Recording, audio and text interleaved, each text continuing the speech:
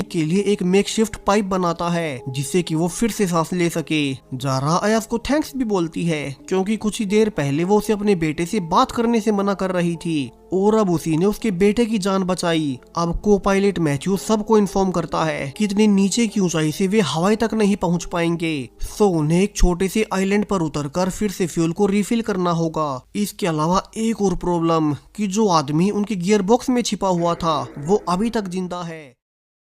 अब अयाज, जेकब और टेरेंजियो तीनों उसे देखने जाते हैं। वे उसे जिंदा नहीं छोड़ सकते वरना वे सब खुद भी मारे जाएंगे। फाइनली वे तीनों मिलकर टेरेंजियो की गन से उस आदमी को गोली मार ही देते हैं, लेकिन अयाज के लिए एक और प्रॉब्लम इंतजार कर रही थी। एक पैसेंजर बाकी सबको बता देता है कैसे जब उस लड़के की डायमंड्स की वजह से मौत हुई थी तो उसे दफनाने से पहले उसने अयाज को उसकी बॉडी से डायमंड्स निकालते हुए देखा था, यानी कि उसी की वजह से उस लड़के की जान गई। अयाज खुद भी कन्फेस कर लेता है कि वो एक कौन आर्टिस्ट है। वो आगे कहता है कि उस लड़के की जान नहीं जानी चाहिए थी, अगर वो समय रहते उन्हें सब बता देता। अब ये सुनकर बाकी के पैसेंजर्स अयाज से नफरत करने लगते हैं, उसी की वजह से उस लड़के की जान गई और अयाज वहाँ बैठा कुछ बोला तक नहीं। सो वे चाहते थे कि वे उन आतंकवादियों की तरह अयाज को भी प्लेन से नीचे उतार दें, लेकिन ओवरऑल वोटिंग अयाज के हक में ही रहती है और अयाज को प्लेन में ही बांध दिया जाता है। अब आने वाले कुछ घंटों में प्लेन अलास्का में लैंड हुआ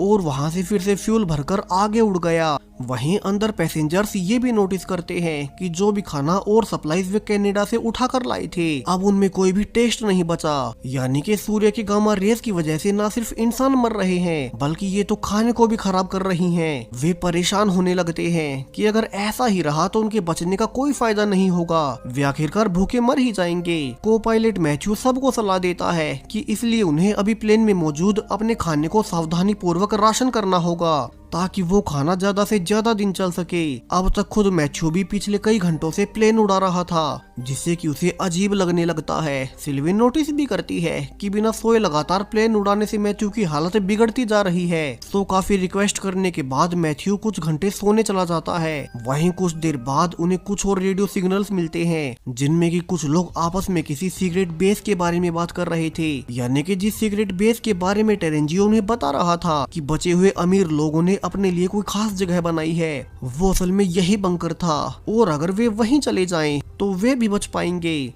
लेकिन अब उन्हें उस सीक्रेट बंकर की लोकेशन नहीं पता है, तो फैसला किया जाता है कि वे यहाँ से सीधा नेटो के हेडक्वार्टर्स में जाएंगे जहाँ पर कि सबसे पहले टेरेंजियो को सच पता चला था। वहीं पर बड़े बड़े ऑफिशियल्स ने उस बंकर की प्लानिंग की होगी, तो वहाँ पर उन्हें उसकी लोकेशन मिल जाएगी।